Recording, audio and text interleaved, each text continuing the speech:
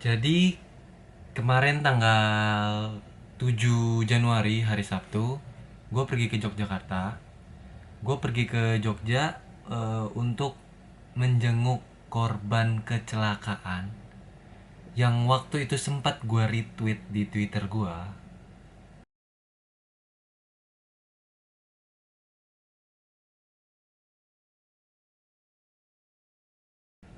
Nah, ini ada sedikit cuplikan waktu gue ke Yogyakarta dan mengunjungi ke kediaman korban kecelakaan itu.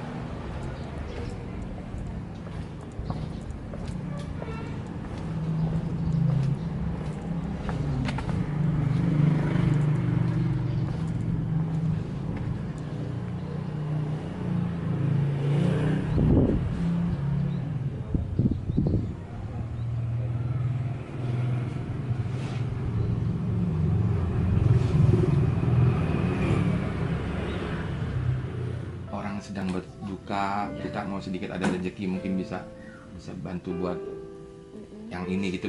Kita ada rasa simpati aja, Bu.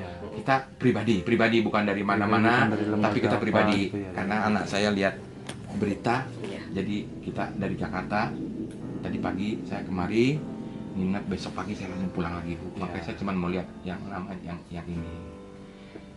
Ya saya pribadi amanah. Saya apa namanya turut juga berduka cita ya, Bu ya. Memang musibah. Ya moga-moga anak-anaknya masih bisa ini, Bu, masih bisa terus bisa sekolah, bisa apa gitu. Adiknya sekolah masih enggak? Belum. Itu kan anaknya dua, Pak. Yang satu itu Wildan Aprila, itu usia 12 tahun. Baru masuk SMP kemarin, tahun kemarin itu. Di SMP 3 negeri. Terus adiknya baru 4 bulan. Terus lahirnya kan tanggal 17 kemarin Agustus itu. Nah itu kan kemarin tuh ceritanya kan mau pergi ke tempat Pak Dinya dari pihak suami.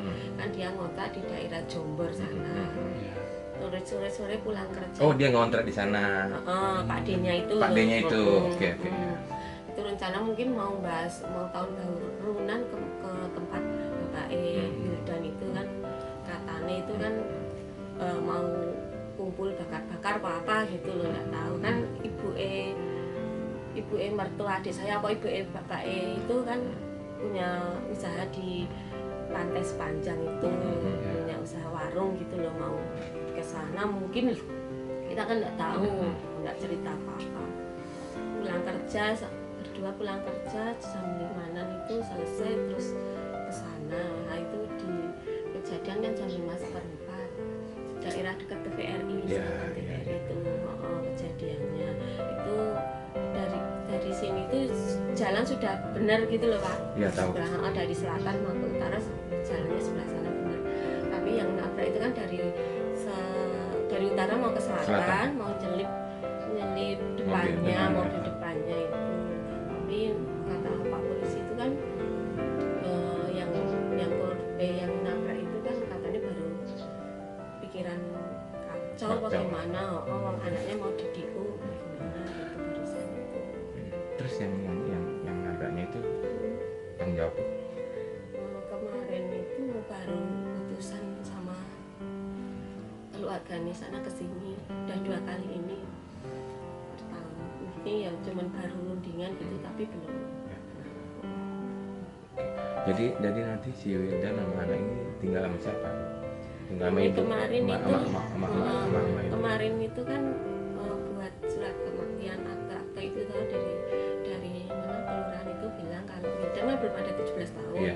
Jadi besok kakak itu ikut ibu. Dari tulisannya cucu gitu. Nah, sementara ini tidurnya kan biasa di atas. Terus apa siapa yang sekarang di rumah sakit, bapak Mas kakak sama Basuki. Basuki itu siapa? itu adik saya, Oh, kakaknya adik. yang meninggal. Oh, kakaknya meninggal, kakak yang perempuan ini ya. Jadi di sini ya. Semua jadi satu di sini. Bu, nah, mungkin ini ada rezeki dari anak saya. Iya. Mungkin Iya. saya mau berikan buat ya buat apa terserah ibu lah, pokoknya buat anak ibu. Nah, jadi mungkin jadi ibu biar tahu nih anak saya yang memberikan rasa. Dia cuma lihat merasa, aduh, merasa prihatin aja bu. Iya. Kita merasa prihatin bu. Nggak bisa bilang. Ya. Jadi nanti mungkin saya ketemu Pak Basuki Iya.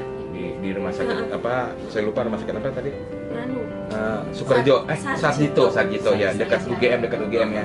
Saya ke situ, mungkin nanti saya ketemukan Pak ini. Saya udah ada nomor teleponnya, udah ada. Saya kemarin udah callingan kok. Iya. Nanti saya ketemu, ya cuma itu aja bu yang saya mau sampaikan. Anaknya juga di sana yang gede ya bu ya. Iya. Oke. Yang itu jenguk. Jenguk ya. Yang penting kita. Iya. Gimana keadaannya bu? Keadaannya ya kata-katanya saya kan nggak pernah ke sana tahu ya, cuma yang itu ya sudah mulai membaik. Sudah membaik ya? Alhamdulillah. Oke. Sudah mulai baik, alat-alat sudah dilepasin gitu. Terus biaya-biaya itu ditanggung siapa bu? Nah, sementara itu kita semua terus nanti itu katanya loh kalau pihak rumah sakit itu nanti dari pihak terjadi bapak itu Yang meninggal. Yang meninggal. Katanya.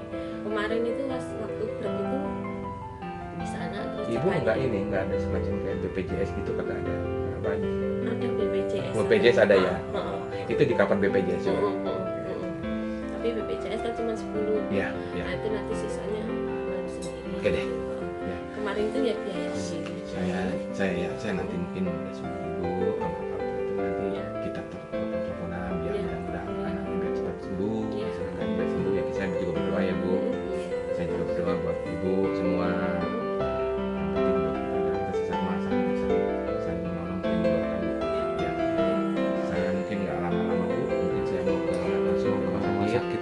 Setelah itu nanti saya ada kasih mungkin Pak Basukinya. Setelah itu saya mungkin pulang, kita berdoa biar anak-anaknya cepat baik, saya bisa kumpul lagi. Ya bu. Iya. Saya- Ya kami sekeluarga yang mengucapkan Ya. terima kasih. Ya. Semoga amal Bapak dan Mas Ya. bisa diganti sama Ya. yang kuasa. Amin. Amin. Terima kasih. Ya, makasih ya bu ya. Ya. Saya nyusul di sana aja ya. Iya, Bu, iya, Ya, makasih. Ibu terima kasih ya. Terima kasih ya Mas Iya, ya. Ibu. Iya.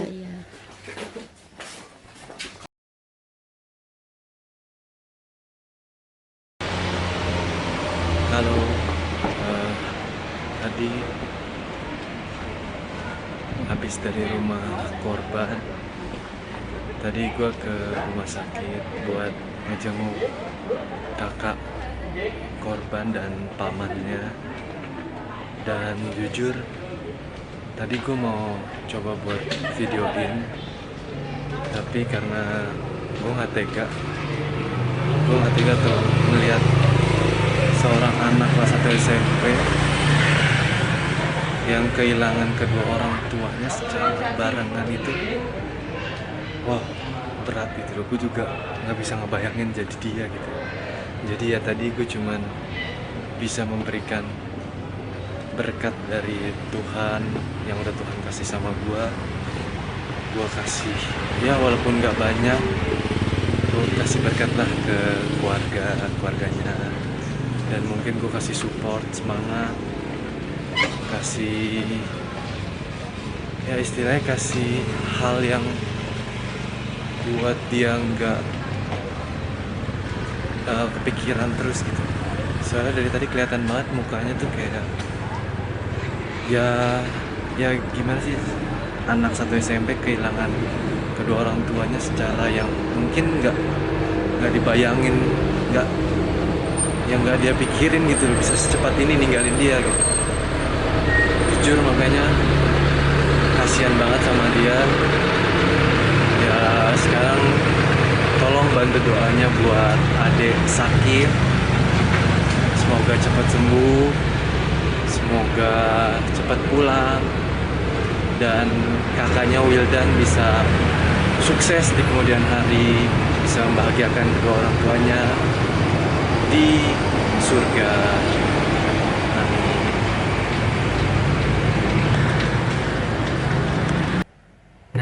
Tadi udah lihat kan cuplikan waktu gue berkunjung ke kediaman korban dan ngelihat keadaannya gimana sih dia sekarang.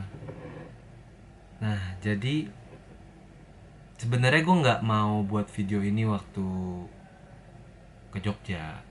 Takut ya kalian berpikir yang buat baik kok diperlihatkan ke orang. Enggak. Gue sebenarnya tadi nggak mau, cuman nggak tahu kenapa kayak di di dalam diri gue, kayak gue bilang gue mesti mengabarin ini gitu loh. Jadi gue pengen berbagi bagaimana caranya kita untuk menjadi garam dan terang dunia gitu. Jadi walaupun sekecil apapun bantuan kalian, mungkin bagi kita itu kecil, tetapi bagi orang yang kita bantu itu sangat besar gitu. Jadi yang gue pengen ajak sekali lagi, be generous. Berbagilah kepada sesama kita yang membutuhkan dan yang memerlukan. Entah siapapun itu, di lingkungan sekitar kita mungkin. Dan ini gue juga bukan yang pertama. Dan kenapa gue pilih ke Jogja? Jadi waktu itu kalau di agama gue emang ada persepuluhan dari setiap kita penghasilan gitu. Nah selama 1 tahun itu ada beberapa penghasilan gue kumpulin ya, walaupun sedikit lumayan lah, ada berkat untuk teman-teman atau saudara kita yang membutuhkan seperti tadi gitu. Nah jadi gue kumpulin udah beberapa yang gue salurkan, nggak semua tapi jadi dibagi-bagi.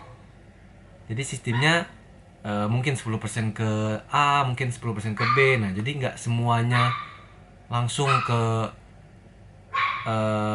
ke salah satu tempat yang gue pengen kasih gitu, kasih berkat. Nah jadi gue ingin berbagi berbagi kepada orang-orang di sekitar. Nah waktu itu gue berdoa, Tuhan tolong tunjukkan orang yang benar-benar pantas dan yang harus aku bantu gitu.